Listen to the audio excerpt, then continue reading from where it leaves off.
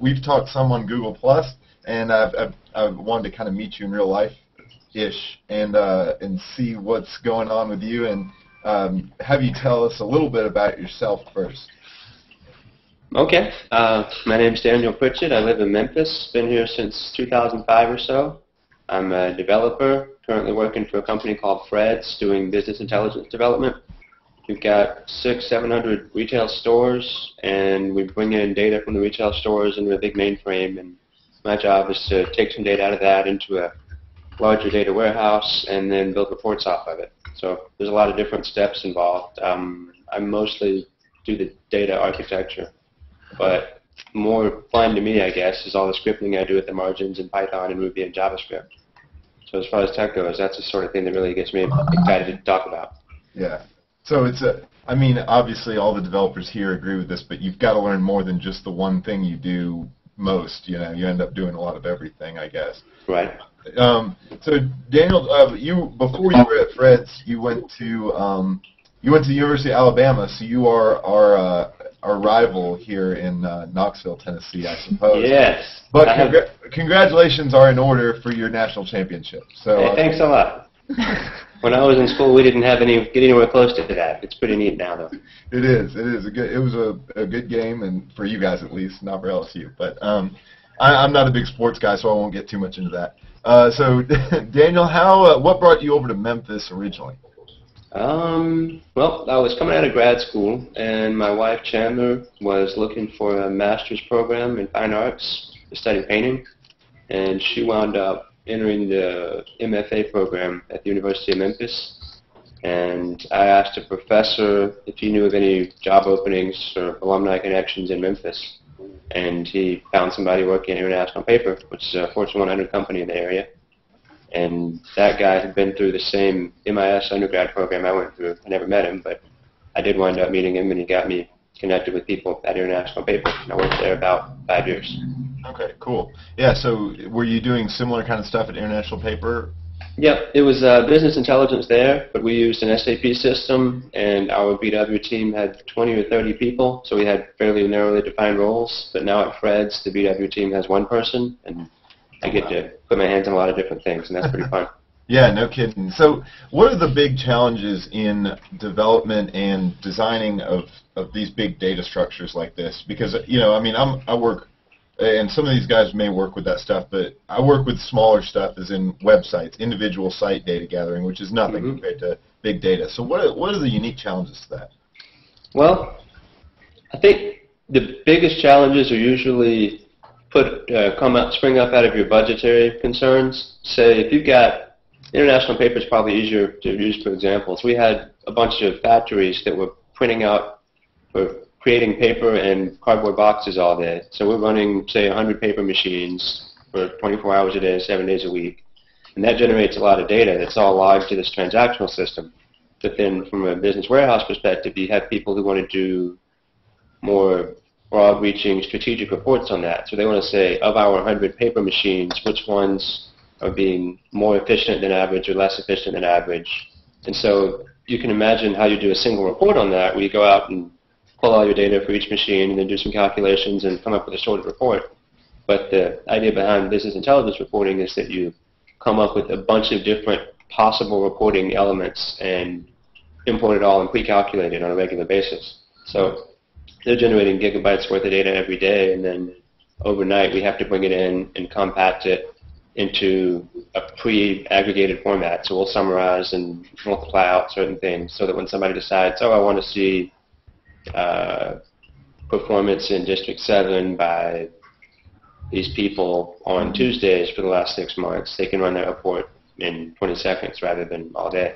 Right. Okay. So, yeah, I mean, it's just it almost seems like an amazing feat, but big data has become a huge piece of the industry, and I know that every major manufacturing company is looking at how to expand it and use it to increase efficiency and logistics and everything else. I saw something that I wanted to talk to you about. I think it was yesterday. A journalist had posted something about the top search results for, I guess, where the top search results for the term big data came from. Mm-hmm. and the biggest one was India. Do you have any thoughts on why that may be, or what that says to you? So big data has Google Trends. More people are following that topic in India. Yep, than anywhere else. Hmm. It was just something out of left field that I saw that I was wondering if you had any insight into. I know there's a lot of offshoring groups that apply for available contracting jobs, and maybe it's a major keyword that's being put into a lot of offshoring companies when they're setting up proposals for different things. But Right. I can't imagine that big data is something that you'd want to outsource right off the bat, at least not at that level.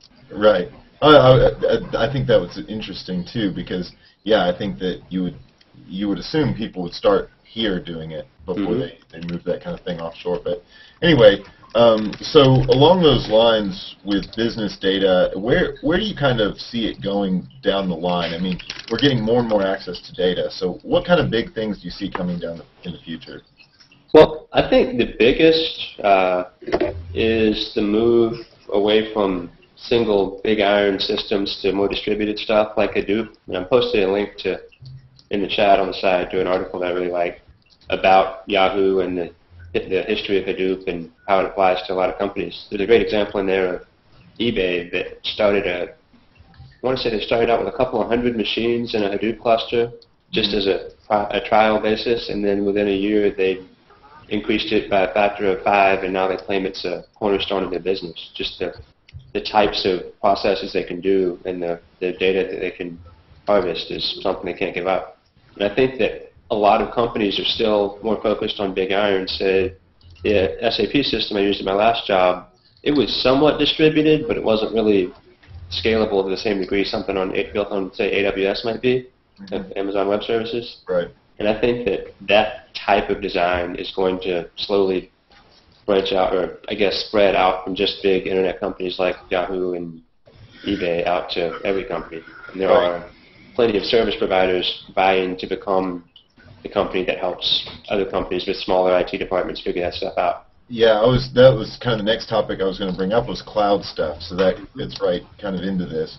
What kind of innovations have you seen in the cloud area that would help big businesses with lots of data like that? Is there a chance of there being a solution that comes out that could help not just one business but hundreds? Yeah, there are a lot of software as a service startups out there that do this kind of work with people already. Backtype has always been one of my favorite examples. They did tracking of tweets and posts and comments all over the internet. So a couple of years ago, you could register your account on Discuss and Intelligent Debate and Twitter and stuff, and it would track every post you made, and somebody could go to a central location to see what you were doing.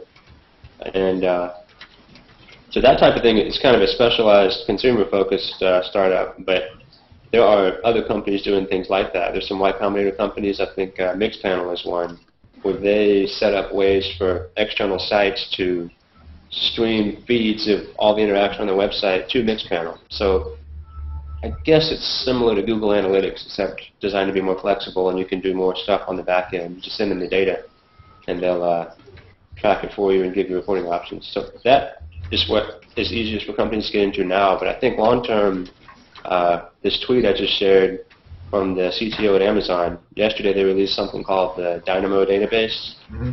Now, Amazon's Dynamo technology, they put out a white paper on that years ago, and that inspired Hadoop at Yahoo. And Hadoop is something I've been personally interested in for a while. I've got books on it. I was setting it up on Linux servers, but I didn't really ever have the time or the inclination to set up my own farm with multiple virtual machines that are all running the same image with the same Hadoop setup, and I just never quite had the energy to get into that. But now, with this DynamoDB plus another service Amazon offers called Elastic MapReduce, you can simulate this. You'll have your whole database stored. It's a distributed, scalable database on Amazon, and they charge you based on input and output and storage, that sort of thing.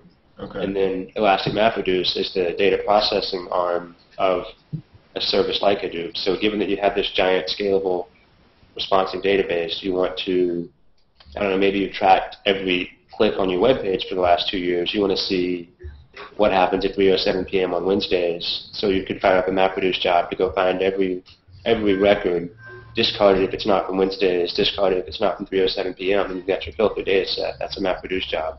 Right. And you can save that back to your database and use it as the starting point for another more interesting query. So those two things combined to make a really accessible product for companies that maybe weren't ever going to get into setting up their own fleet of, say, 50 Rackspace or Amazon cloud servers where someone's actually setting up Linux, setting up Hadoop, doing all that work. Right now, you can go to Amazon and just create a table and start filling up your data and create a job to query it. Wow, okay. That's pretty cool. Yeah, I didn't know about that. So explain to me Hadoop, because I haven't actually looked into Hadoop before. Okay. Hadoop is, well, it's kind of a suite of technologies that enable the type of computing we've been talking about. It was created at Yahoo about maybe 5 years ago. The idea they had was they wanted to be able to have scalable computing with unstructured data. So with the unstructured data, they created something based off of Google's Big Table file store, which is something Google had put out white papers on. And the idea is you'll have, say on a regular computer, you might have a 200 gigabyte hard drive in a single partition. So you have that one partition on a single drive. But with Hadoop, you have a logical drive, and maybe you want to have 2 petabytes, but you're going to split it across 2 gigabytes per server, so you fire up however many thousand servers that is, and you install Hadoop on each of those, and you set up HDFS, the Hadoop file system, and then it handles all the work on the back end of stitching all those together and presenting it as a single file system. So that's the starting point, getting a lot of data on a commodity machine, and that's the big benefit of cloud computing is you don't necessarily need to have $10,000 servers. You can have a few dollars per week for a server and get as many as you need and scale it up and down. So with Hadoop, you set up the HDFS, you put in as many machines as you need, and start filling it up with data. And then there's a whole ecosystem of tools and products around Hadoop, but the two main components are a logical file system that can scale across multiple machines, and then from that you set up jobs. And MapReduce is a really important concept because you wind up being able to define a very small task and split it out to a lot of different computers all at once. So maybe if you had one computer that was trying to go through 2 petabytes of data one line at a time, it might take a while. Yeah. So my favorite analogy for how MapReduce works is something I read on Hacker News a while back. The idea was, imagine you're in a big library and you've got a team of 10 people and someone's assigned you the task of counting all the books. So each person gets a little notepad and they'll go out and you'll pick one bookshelf to yourself and you'll count bookshelf by bookshelf. This shelf has 100 books, you'll write it down. This one has 200 books, and so on and so on. So each person writes down one number per shelf, and then maybe each person will wind up counting 50 shelves. So you've got 10 pieces of notepaper with 50 numbers on them, and then you add up, on each page you add up all those numbers to get one sum. Then you have 10 sums, and you add those up to get a single sum of all the books in the library based on those individual work units. Yeah. And that's the way MapReduce works. The math phase is splitting up a single job to be done on a single unit of work. So given a single bookshelf, your map job is count the books. And so now you've counted all these thousands of bookshelves, and then your reduce job is, given these 1,000 numbers, reduce them all into a single number with the plus operation. So you basically have this huge list of 1,000 numbers, and you just go left to right. First number plus the second number gets you a sum, add that to the third number, and so on. So then you reduce that all the way up to a single number. Okay. So that's MapReduce in a nutshell. That's really interesting, and once again, because I'm not ever dealing with big data, I haven't read much about this kind of stuff. Moving into somewhat more, because you keep up with like social data too. I know you talked about it some in posts and stuff. What have you ever read any about opinion mining and different other creative ways to use social data that's out there? Yeah, I'm actually working part-time on a little startup idea that is related to that. I can't really go too deep into detail, but I can tell you about some other companies in that area and what they do. Like there's, say, Radian 6, I think, is a sentiment monitoring company. Mm-hmm. So you could imagine that you could set up MapReduce jobs to grab every tweet that's ever posted, which, by the way, is its own problem because you can't really just go out and do that in real time because Twitter won't let you. Right. And even if you had the infrastructure in place to support it, they'd rather charge you to do it. But so imagine you've worked out a deal with Twitter to get every tweet that's ever posted. You store that into, say, a big table file system, and then you set up jobs to search for key terms. Maybe you've got a short list of 1,000 marketable keywords you're interested in, like Super Bowl or childcare or anything. And then within those, you use natural language processing to see, is this a positive comment or a negative comment? So it's fairly simplistic to say, given this large data set, peel out stuff that's relevant to a particular topic and then sort it into pro versus con. So that kind of thing works for opinion mining, but I'm sure there are. I think from what I've read about natural language processing, I think on Twitter it might be relatively easy because you're limited to 140 characters. But when you talk about, like, if you want to look at, say, the blogosphere, just look at every blog you can mine, which is a lot if you've got some good feeds set up. That's when it becomes, to me, a lot more difficult. How do have you looked at that problem any, just out of curiosity? Well, my first concern in that would be determining which blogs are real and which ones aren't. I mean, search engine marketers by trade create huge blogs full of randomly generated content, and that right there would poison your data set in that situation. So you might have to have a whitelist of blogs that you actually care to read. But you could be doing something like, say, TechCrunch has thousands of articles. Maybe you want to check their whole back catalog and track trends over time. Right. That would actually pretty quickly get beyond my level of expertise in terms of language processing, because you could imagine a TechCrunch post might have, I don't know, a long one might have a few thousand words, and that could be split into words or sentences or paragraphs, and you could do different types of analysis along each axis there. So I think that is, and I guess I hate to keep harping on Hadoop type stuff, but if you have this data set, you can basically come up with one brilliant idea per day and say, okay, I've got all the TechCrunch data, and today I want to know what the keyword, the most popular keyword is in the second paragraph of a given article. And so you can keep coming up with reporting ideas, and having a distributed, efficient reporting engine lets you go back and check it out. But for a product, if you wanted to sell the analysis across a large data set, then you kind of have to go back and forth there, where you'd have a team of internal product people coming up with meaningful queries we think might be valuable to our customers, and just automatically doing them up front and selling the results. But then also you'd have to do endless customer development, asking the people who pay you, what would be even more worthwhile to you, and what can we do to generate it for you. Yeah. I mean, it's definitely a big problem, but it's one of those ones that I could see a lot of innovation happening in the next few years on the internet, which I think it'll be fun to watch, and hopefully I'll get in somewhere that I get to be a part of some of it, I guess. To shift focus a little bit before we kind of all open up the conversation, I want to ask you, I guess today SOPA and PIPA were both kind of, SOPA is kind of declared quote-unquote dead, at least in its current form, and PIPA was put on hold. What are your opinions on those two bills, as well as any other, kind of regulation of the internet like that? Sorry, just checking the chat window over there. Oh, yeah. I'm generally not excited about them. They seem to be, to me, maybe too broad-reaching to not actually maybe solve the problems that they're purported to solve, but provide the government with extra powers that maybe it doesn't need to begin with. I mean, the mega upload case in the news today is a pretty nice, easy example. This is supposed to be one of the biggest offenders in the space, and yet the government's managed to take them out without dealing with SOPA and PIPA. And from what I understand, both of these acts they kind of deny the supposed offending site any kind of due process.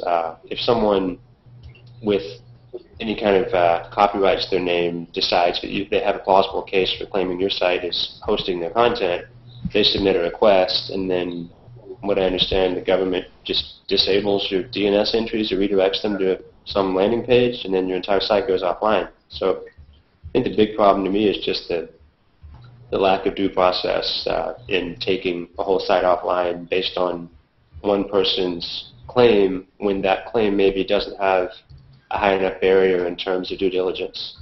Like, I'm not convinced that one, companies submitting claims would have to really prove what was going on before the site went down, and two,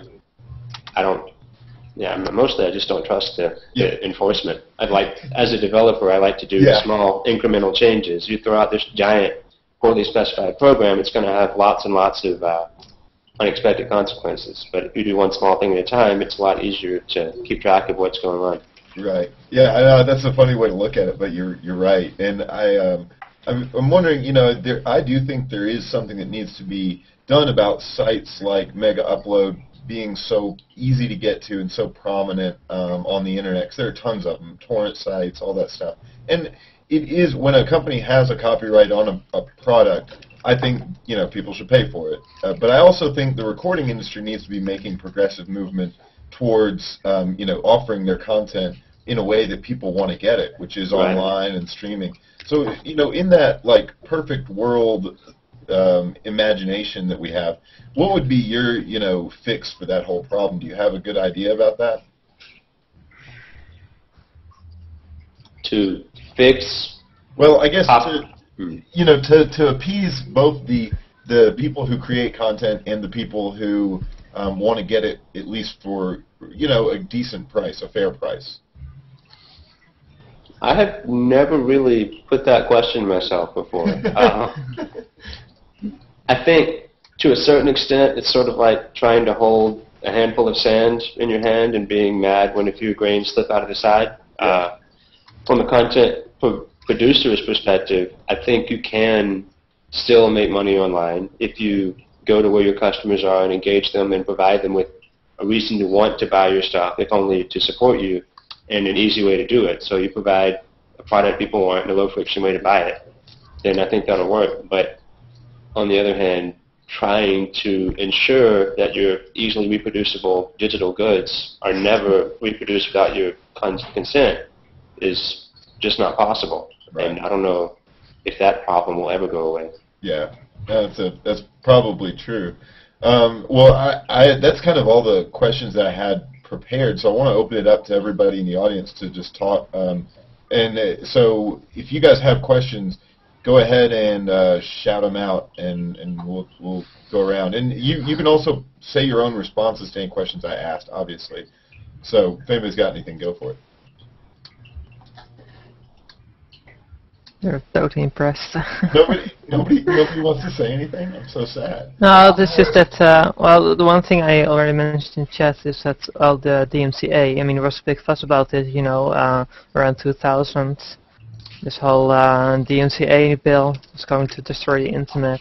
And, well, I mean, it did show a lot of abuse. There have been so many, well, not entirely honest DMCA takedown request files, and big mess. And that already shows that something like SOPA or PIPA would never have any of the desired effect, because it would just be abused to just harass a certain websites. And the thing, if you talk about well, what does the consumer want? What does the customer want? Well, what they want is something which is easy and cheap. It doesn't have to be free, because there are a lot of not so legal sites that have been taken down and that keep popping up. This provides easy downloads of movies and audio for a cheap price, and they're so popular, so apparently people are willing to pay for it as long as it's convenient. Because, I mean, browsing down all kinds of torrent sites is not convenient. It's a bit of a pain. But it's free, so it compensates. But if it's cheap and easy, they will just get it, and that's what the content industry should be focusing on, providing that, and then there would be less of a problem. They would actually earn more money, waste less on enforcement and this kind of crazy stuff, really. Yeah. That's the way I see it. No, I'm in agreement with that. Anybody else have any other thoughts on SOPA or PIPA?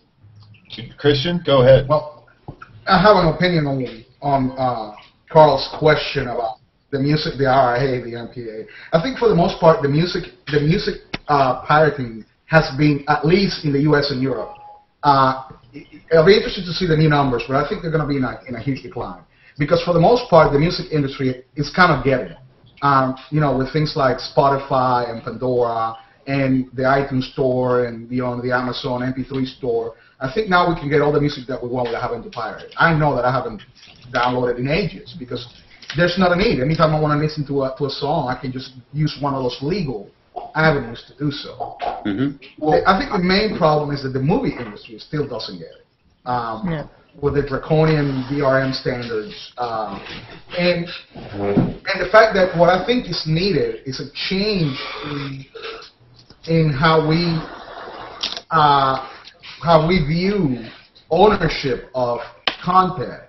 It used to be that when we bought a physical copy, we could lend that physical copy and transfer that physical copy as many times as we wanted to, with no restrictions. And I think the concept of owning digital media, as far as movies, kind of needs to be evolved instead of owning, maybe leasing the media. Yeah. The movie industry is going to have to, in order to alleviate the piracy, they're going to have to adopt more of the liberal music industry's models that they have after 20 years of being drugged. You know, they have finally gotten it, that they need to make the stuff easy to get, or I'm just going to steal it. Right. Yeah, steal it, copy it. Now, I want to thank Daniel. Go ahead. I was going to say, I'd like to argue the fact that the MPAA aren't the ones pushing this. It's actually the RIAA who's really still pushing it. The Movie Association, if you look at it, has historically kind of been okay with it, and to a degree they really don't care about pirating in general. It's actually the RIAA who really pushes these things. In fact, the only one who's really pushed a statement about PIPA and SOPA being shelved was the RIAA. In fact, I'll read it real quick for you. The statement just shows how horrific their mindset is. Let me read this. We've been told repeatedly that the tech community agrees that something needs to be done. We take them at their word and continue to hope that we can sit down with responsible leaders from that community to devise a solution that will address counterfeiting and theft, and yes, bring the rule of law to the internet.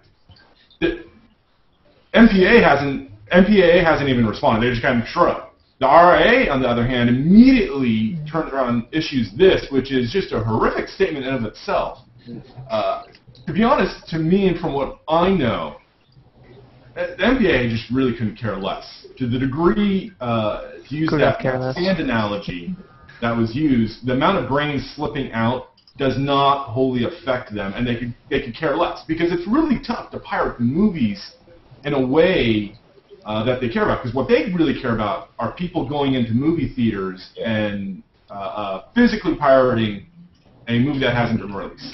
Because what they've discovered in the MPAA has pretty much said in some spots, piracy in fact has helped them sell the movies. People will pirate and then say, yeah, I want this.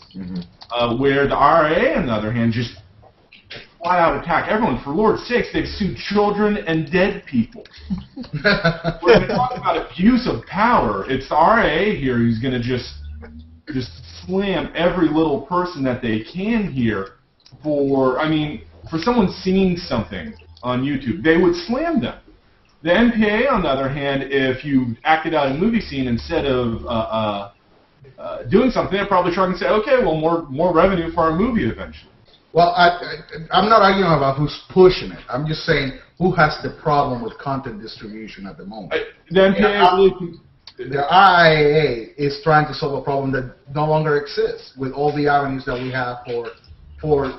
But see, they don't understand that it's been solved. It's because they don't see the money the same way. The reason why Mega Upload probably was taken down wasn't because of Mega Upload. It was the Mega Beats, or whatever it is, Mega Music, whatever they're coming out with, in which the artists received 90%, and Mega Beat, whatever the name for that was, only took 10%.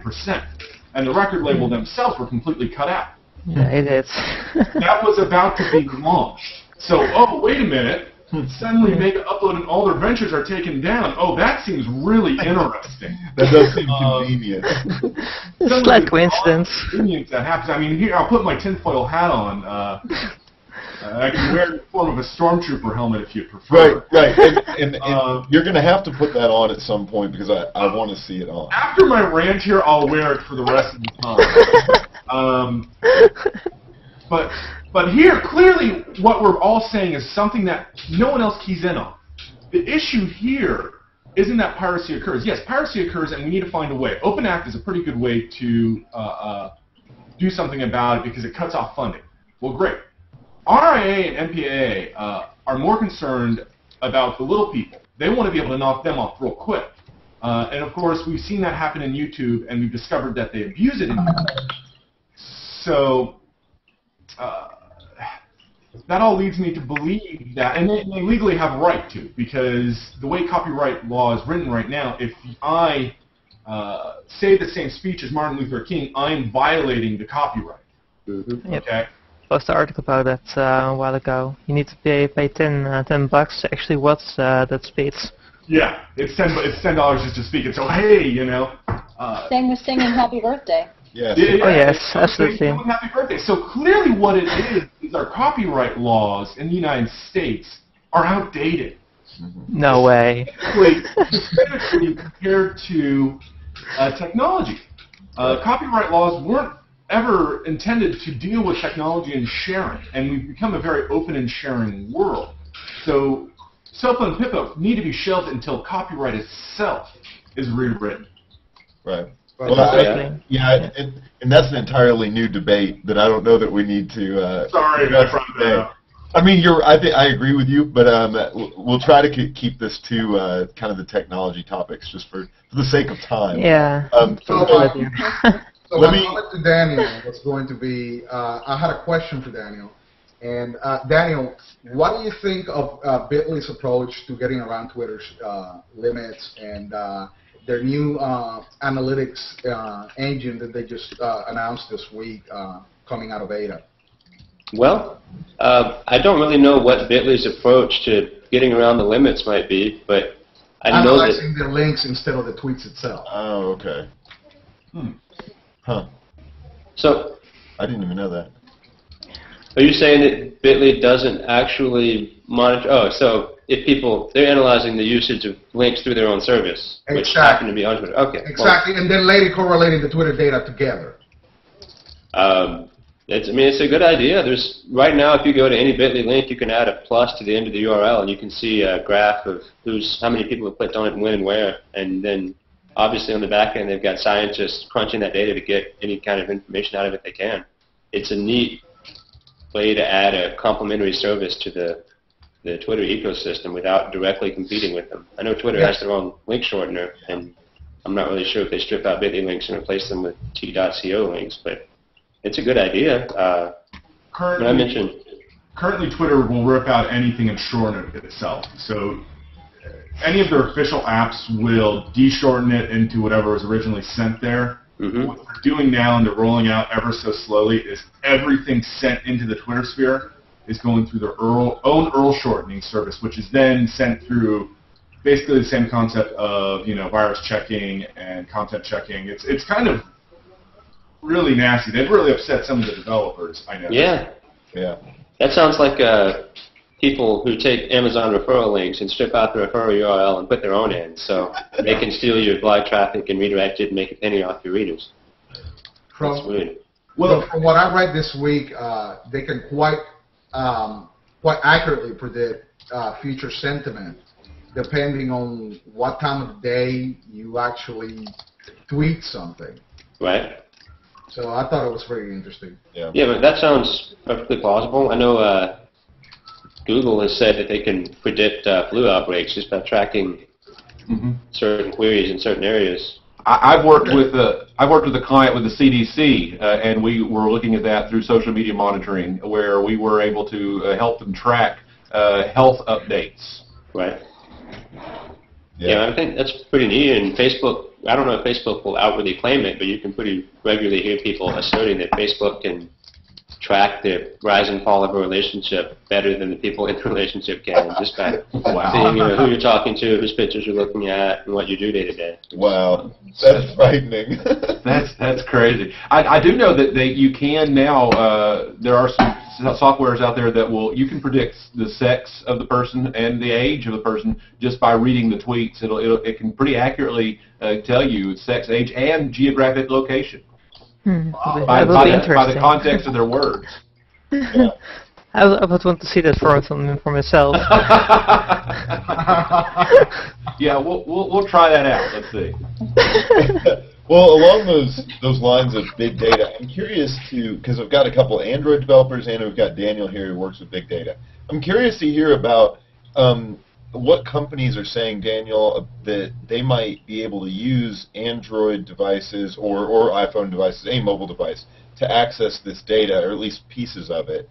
Is that something that ever comes up in your business meetings, that we want to go mobile with our data? That's pretty common.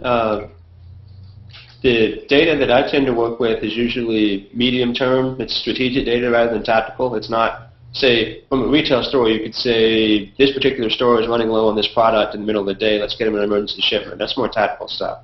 The strategic stuff is more, we're detecting a trend that this whole area is underperforming, we need to call the people in charge and work it out. So that type of strategic monitoring is usually done by analysts and executives. So if you've got middle managers and corporate executives who want this information, those are the very people who are least likely to be sitting at the same desk all day watching their web browser. So generating the reporting is a big problem in and of itself, or the data, but then getting them access to it on an airplane, in a different office, on their phone, I mean, that's pretty common. Yeah. And I found that the two big BI stacks I've worked with so far, they tend to default to the web browser as their main client, and I think both of them have been slowly catching up in terms of offering mobile device access. I know with SAP they've got their own native Android and iOS apps, or at least I think they had as of last year, and they just sort of interface with the system. And as a developer, it's pretty easy to imagine if you design your backend properly, you can have any number of clients that are all leveraging the same data. It's just. I was wondering if there were any unique. I assume there's some unique challenges. I mean, is security ever a big concern to companies when you're going mobile? That is definitely a big deal because you get a split between the classic BlackBerry type device where a company will run BlackBerry's service. I think they call it BlackBerry Enterprise Server. So imagine you've got all of your corporate workstations and your email server and everything else inside of a firewall, and they're effectively trusting each other. With a BlackBerry, you put the BlackBerry Enterprise Server inside the firewall, so then when somebody out in the field wants to check their mail, it'll connect to BlackBerry, which then connects to your BlackBerry Enterprise Server, which gets them safe access into the network. But now more and more people are bringing their own devices. Say people prefer to have their own iPhone or their own Android device, and they don't really want a BlackBerry. And that problem is forcing companies to deal with the security access in a more robust manner. You can't just farm it off to BlackBerry, where they give you one product that you can analyze and say, oh, this is fairly safe, so anything we send through that will get our work done. Once you step back and you say, all of our data systems need to be web services, and all of our web services need to be accessible through the web, but only in a safe way to keep corporate data from leaking in ways you don't want, and that's just a whole new problem for people. And I think the first-party applications like the one I mentioned from SAP are more likely to just follow the path tried by BlackBerry, where they'll give you a way to get this one type of application out. But when it comes to dealing with all the other applications you may have built in-house, you're on your own. Now, I suppose it's possible that major phone vendors will be able to handle VPNs into your network, where people can just click into a single application that establishes a VPN connection to the office and then browse through that way, but I've not really seen that done. Andrew or Maya, have you guys seen anything along those lines by chance, or anything similar to that you wanted to talk about? I don't know. I was just curious. Well, didn't get everything, but I got nothing really to add, I guess. Okay. It's okay. You don't have to. I was just curious if you guys had some similarities there. All right, well, anybody else have anything else good to ask or bring up or talk about or put in? Nobody? David, you've been quiet. I haven't heard. I have been quiet. That's right. I guess I was searching for a couple of things. One of them is TouchGraph, which is sort of database related. I was trying to figure out whether TouchGraph was sort of a social, connection that you might be familiar with or want to talk about. And it's old. The first time I ran into it was the early days of Facebook, and they had some examples. They had 3 examples. One was connecting all of your friends in Facebook, and it was your classic graph where you can click on a person and see a little cloud floating around of all the people that you're friends with, and maybe your college would show up or something. Then you could click on your college, and then all the people in Facebook that you were friends with at that college would circulate around. It was very visual. Mm-hmm. And then they did Amazon was the other example where you could do an author or something, and then you click see all the books that particular author has authored, and it was very visual. And at the time, I was interested in it because we were going through SOX compliance, and SOX compliance was, trying to come up with processes in the business, and the business had to have procedures tied to policies, tied to proof that you were doing every single thing that the procedure said that you were supposed to prove that you were doing, that type of thing. Yep. Everything was kind of linked together in a way that it seemed like a TouchGraph would be really cool, because you could say, well, show me the policy. Why the heck are we doing this policy? Well, the policy then would show all the different, SOX rules, and then it would say, well, show me this procedure. Where are the documents related? So it was this really neat intergraph visual way that we could approach an audit or a question about a policy or the procedure itself, and get drilled down to it. So. Well, I imagine that's an idea that would help a lot of companies. I know because I've worked at. A dog came here. That was Kathy. I worked with both GE and Siemens before at different times, and at Siemens especially, I was doing technical writing, and we had to keep really strict records on where these technical documents went in the process. Yeah. So we had a lot of those problems too, where documents would get sent to like 3 writers, and they'd come back with. You'd think a huge company like that would have that kind of thing figured out, but they don't. They definitely didn't. And that's often the case. I mean, a lot of those big companies, once you learn exactly how they do their certain parts of their technical documentation, you're like, wow, how is a company still managed to stay in business? Sometimes you don't. They evolved to be a big company, and by the time they figured out that they needed it, it's late, it was too late. You have to start with this right away. So, Daniel, have you seen any of that being a relatively, I mean, Fred's isn't huge, but it's a big company. Have you seen any of that, like, where you had to go back and fix big things that were done really poorly or designed really poorly at some point? That's a never-ending problem in development.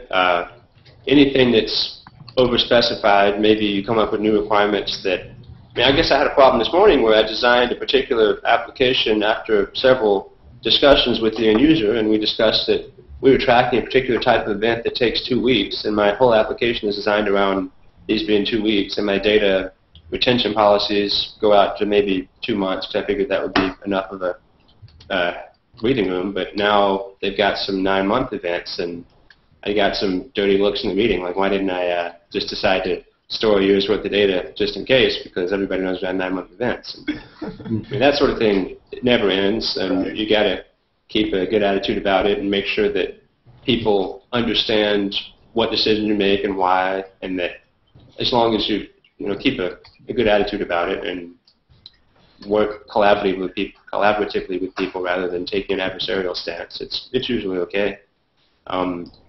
Depending on the size of the organization, it's not really a big deal at Fred's, but in my last job, we had maybe 10 times as many people in IT, so projects would spawn these vast reams of documentation, mostly online, but still you'd have a change control committee that would track every little facet of a large project, and whenever someone had a change that needed doing, then people would work up a prospectus on it, and they'd take it to the change control review board, and that would all generate documentation every step along the way. So there's always documentation and justification for everything, but it doesn't necessarily validate it. Just because someone's got it written down here that this is what we decided to do last year doesn't necessarily mean that it's a good idea anymore. Let me interject. That's the exact. It's always been my this assumption theory that I have. We always make compromises based on things that we assumed at the time were truths. So we want to do something, but we all in the room know that we could do it differently if this thing wasn't in the company. And if we took that thing and put it in a box, we went ahead and do it the compromise way. We compromised a little bit, but then we get to the next problem and we realize that God, we want to do it this way, and no, we have to compromise because of this thing over here. We take that one and put it in a box, and every month you just grab the box and you say, does this thing still exist? Because if it doesn't exist anymore, let's do it the right way. But it's what you're talking about. It's not necessarily you're doing these procedures, and it not necessarily the right way, but you had to do it a certain way at the time. Yeah. Because it's something at the time. Well, I wanted to see if Greg had anything to say on this, because Greg, you worked with a company in Nashville, last summer, right? Yeah. I worked with HealthSpring over the summer. I was a security intern there. And I'm sorry, I've been going in and out because I'm trying to track down a bug in some PHP code and listen to you guys at the same time. So, but yeah, definitely talking about people wanting to bring their own events and stuff, that was an absolute nightmare because you had, it was all the executives that wanted to bring their own stuff in. So you'd have to let them bring their stuff in. And then they wouldn't want any restrictions on it, so they wouldn't want security installing their own software to help control security and that kind of stuff. So it's definitely a big nightmare. But I don't know. All these devices are so locked down. There's not a ton of stuff you can really do. Yeah. Yeah. And then people who are valuable enough to the company to just bring in their own, say bring in your own mat to get your work done, that can be a calculated decision. Maybe it costs you $2,000, but if it becomes your personal advantage that allows you to be secretly more productive than the rest of your team, you might get your $2,000 back pretty quickly. And that's the gamble you got to make. Well, I did that too. It was a few summers ago. I worked at Healthways, which they fixed the security flaw, so I really don't care talking about it. But I was doing some SharePoint stuff for them, and it was a difference between, I had like two different kind of managers, and one manager wasn't too happy with me actually working on SharePoint stuff, while the other manager that's all they wanted me to do. So I'm trying to do SharePoint, and we're trying to do designing how emails are going to come in. It was pretty much making a facilities form so you could fill out tickets, and then depending on what topic your ticket was on, it would go to different people. So I was getting really, really sick and tired of trying to figure out how to do it without using SharePoint Designer. And the other manager who didn't want me using SharePoint at all refused to let me use SharePoint Designer. So I, being the clever intern I am, decided to bring in my own laptop with SharePoint Designer installed and work on that. And some of these companies don't even make sure that it's an actual company asset that's connecting to their network. So I could plug my own laptop in, and I actually showed some of the security people I was using Cane Enable and Wireshark, and I was able to get anywhere I wanted in their network with my personal computer. They weren't checking at all if it was a company asset. So well, I guess that's kind of good because you pointed out a bug, but this brings up an interesting point when you have that almost inability to communicate between tech guys who understand computers and software very, very well, and the guys at the top level who just say, I want things done this way and that way because it's policy or this and that. And, I'm sure all you guys have come up against this at some point, but how do you deal with that kind of problem? Have you run into any good solutions for that? I tend to work within the system within reason. There's some things I'll just do it my way without even looking at the policy. I mean, you always could say it's easier to ask forgiveness than permission. So there's a lot of that. But then there's other cases where you might decide that the restrictions in place are not really providing a healthy or engaging work environment for you. I mean, I've changed jobs before because I didn't really feel like I was fully engaged due to some organizational and cultural issues. I mean, they're nice people, it was a nice job, but if you feel like you can be engaged in a more wide open environment, then sometimes that's better. I mean, if you look at a 10-person web shop, there's going to be generally a lot less red tape and overhead, and people just get their jobs done. Yeah. On the flip side, if you wind up being incompetent or making a mistake, there's nowhere to hide. Everyone's going to know that you're the one who broke it within minutes, but people just have to make their decisions based on, I guess, how well they trust their own competence and what their tolerance for risk is. Yeah, and I think Andrew is on a little rant in the chat bar because he left the corporate world because of that kind of thing, so I understand that. Well, and I want to know if any of Greg's employer or staff people are watching the live Hangout and he just ratted himself out. Oh, no. Maybe you should wave and apologize. Well, it's too late now. We'll just hope they don't use Google Plus because most people, they're probably still on Facebook. I'm probably still on Facebook. So. Well, as a business owner, when an employee wants to change a system or a process and comes with suggestions, if appropriate, I tend to give them the larger picture and see if their idea still holds. Mm-hmm. But sometimes when you approach a department to change a procedure or a process, and you don't have the whole picture, then it doesn't make sense to you why a process is a certain way. Mm-hmm. Now, once somebody has the whole picture and they still have a suggestion where it can affect efficiency or cost, then definitely those suggestions I take into advice. Mm-hmm. Yeah. Yeah, it's really hard to know. There's not a standard answer that says, you can always do this or that. Always listen to the tech guy or always listen to the management guy. But I think it's a case, at least for management people, to understand technology, at least at a base level, even if they're not experts. And I that's something that I wish people stressed more in college and in job training too. But I think bringing up more engineers and more technical guys up to management level should alleviate some of those problems. Because when you have a management or the decision maker that has no technical knowledge whatsoever, then they're only looking into the prism of cost benefit, and always acting.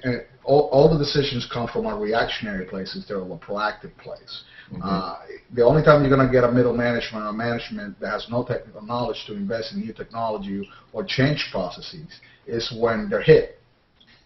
When a data leak has or a network breach has happened and they got bad PR, that's when things will be implemented, and usually it's just to appease that PR. But bringing up and cultivating, and even technical guys expressing more interest in management, which usually don't go hand in hand. From my experience, technical guys, rather be behind the scene kind of guys, and if you wanna take that step to become more managerial, because obviously they don't want to have the boring, monotonous job. They want to be in the trenches as fighters, and. But having those management skills and being able to actually intelligently tell a middle management, upper management person why we should invest or change the process, then you should have be more effective with that. Yeah. Well, that's a common issue. I think that so many. A manager should not be just a manager. I think that's what it boils down to. And if you've got a CEO. CEO should not be just a CEO. They should actually know what they're talking about. That's the question. And that's I've definitely seen a lot of cases where the technical guys on the, as you say, in the trenches, don't respect some of their managers because of the fact that they don't understand what they do. Even, it's like I don't know if that's common everywhere, but it's the places. It depends. I mean, so some places are better than others. I mean, well, I guess that's the companies which do not correct that kind of behavior eventually die off. Usually, I mean, I've heard the stories from Microsoft. There was someone who worked there. He was writing about how you does. Well, this was back in the late 90s, I believe. With all these teams working on different parts of a project, totally disconnected. They had one manager, but they didn't communicate. It was an entire mess, and well, it was around the time when Vista was being developed and Windows ME. So yeah, you can kind of imagine so they changed after that. Because you need communication, you need to actually know what you're talking about. The right decision has to be made, and I mean, the main characteristic of a good leader is that a good leader does never overrule those people he's supposed to lead. Mm-hmm. So a good manager actually listens to the people he is, well, trying to manage. Right. I mean, you're not a tyrant. At least you shouldn't be. I don't think you have to have a big knowledge in order to lead. What you should have is trusted advisors, and trust those advisors. Surround yourself with people who know. Yeah. You know, I mean, you know, I could be completely, and I am completely literally about half the stuff you guys, you know, talked about within the first 45 minutes of Hangout. But you know, if I were running a large, you know, medium-sized enterprise, then I would surround myself with people that do know. Mm-hmm. Exactly. And trust that advice. Yeah. The problem comes in when you have leaders that do not trust their advisors and end up making decisions ill-informed. Mm-hmm. Yeah, but there's also, well, there's this one running joke about, was his nephew coming in to do something, you know, that kind of stuff. That's a bad choice, bad decision, usually ends up as a big disaster, and it actually happens. That's the worst part. Yeah, it does happen. So, I haven't, Kathy and Shane, you guys have been relatively quiet, so I got to get to you in the last few minutes here. Are there any, and we were talking earlier about big data and social data, and I know you guys are both kind of on the marketing side, and Shane's more PR maybe, but similar fields at least. What do you guys see in big data gathering for clients you work with or people you've worked with, or social data? What would be good for you guys? New tools. Yeah, new tools, of course. Well, my frustration is that there were some good tools out there, or at least tools with good possibility. But with, for example, Twitter now has lowered the number of tweets you can sift through at a given time. I think it's down to 150 or something. You know, I don't know the technical terms of it, but basically, you can't collect a lot of data if the data is not provided to you. So I'm having problems finding tools that I can use out there to get the data that is useful to customers. I don't know about anybody else. I don't have a big budget, so I can't pay for these big expensive things that... There's a reason why you're seeing that, by the way, Kathy. Yeah, I know. They want to charge for it. Yeah, exactly. Facebook and Twitter are just running out of, and all social media places are running out of money. I mean, especially, there's a reason why they've changed all their APIs and everything. It's because they've got to find a way to get more money. And so they'll milk it any way they can, and they'll take away every single tool you've got until pretty much all you're left with is the social users being able to use it. It'll take big bucks to be able to get anything out of it. That's my frustration. Yeah. Well, I mean, their value, you know, to be honest, the value of Facebook and Twitter is the data they have. Yeah. I agree it would be nice from a developer standpoint to have full access to their, you know, unhindered API, but, you know, I understand they're a business, and neither one of them make much money, to be honest, compared to how much has been invested. So, I don't know. You know, Carl, you hit something really interesting there when you said that they've got something really good there with the data. Hence Google Plus. Right. Yeah. Right. Yeah, and that's the interesting thing about Google. They're in the position with Google Plus, if they can get, you know, enough traction and people using it, that because they've got the money to support this without making revenue from it, they might just be in the position to be the developer's favorite. And now they're not yet. They're not at all yet. I hate the API. They don't even have an API, a real one. I know. But they have that potential, right, Andrew? I mean, they don't have to make money off this like everybody else. Not the same way. They have a lot of potential because simply they don't care about the money. They care about the data. Right. They want people to start mining that data. But that said, the missing factor here is where the heck is the API? I think we'll see it once they feel comfortable enough that the ecosystem is developing. You know, the users, attraction, all the things that Solway School Road. Then select right onto Solway School Road. Am I driving?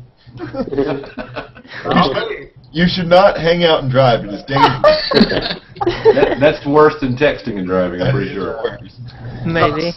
So I think Carl has a point. Google doesn't have to make any money on Google Plus. Well, they already are. Search plus your world. That the whole strategy is, you know, Facebook cut the deal. Twitter shut down the fire hose. So social, we all know that social and social is going to be the key for future search. That's where the money is, and we're going to start seeing more and more of that appear within the search results. Yeah. Well, I have a question. Is anybody familiar with Google Music to know, do they make money off of those sales as well? I'm sorry? Yeah, they make money. I'm sorry, Andrew?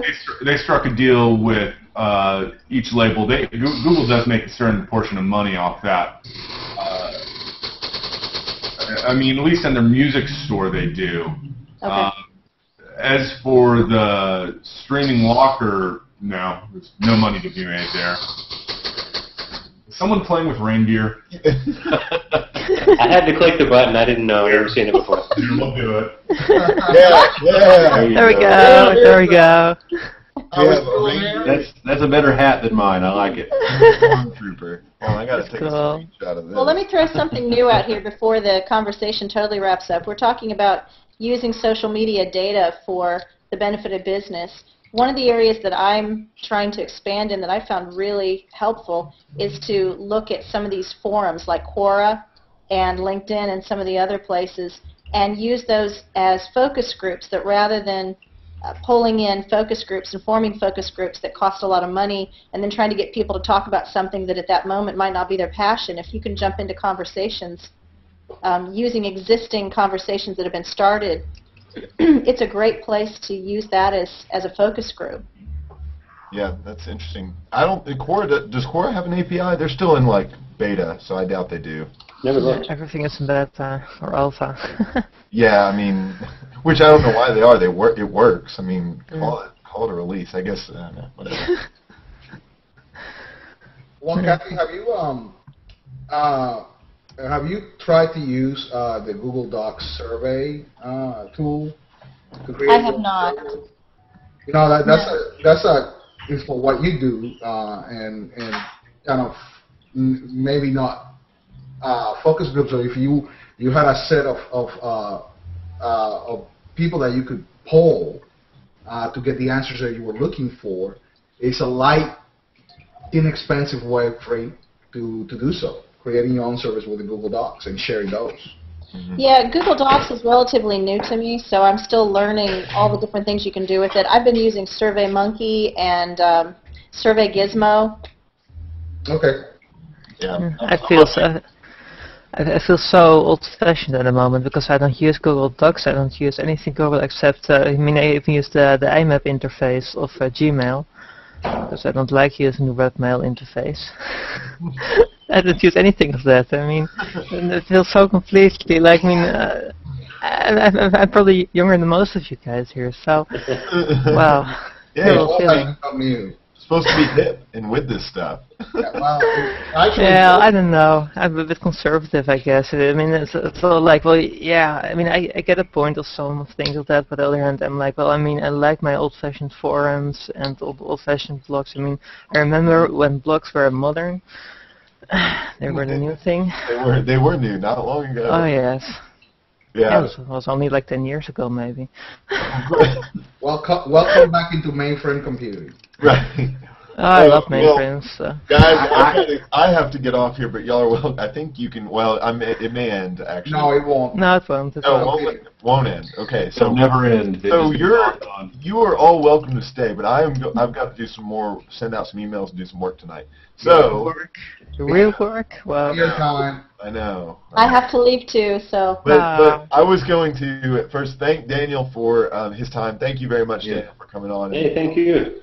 Yeah, and you know, obviously we'll be in touch online, and if you guys ever think of someone you want to recommend to be a guest, just send them my way. I think next week I have a guy who works in IT, and I don't remember where, but he's going to be talking about some... He'll work in IT. Well, right, but I guess he works with the physical connections of IT, not all the programming. So this is the other side of things. That's more interesting. Well, it's a different perspective. So anyway, we're going to be talking about connecting more houses to the internet, especially with the new bill recently that is going through, I think, that's going to allow low-cost internet for low-income areas. So that'll be interesting. Anyway, so I will give you guys the notes as always, but thanks for joining me, and have a good weekend. You too. You too.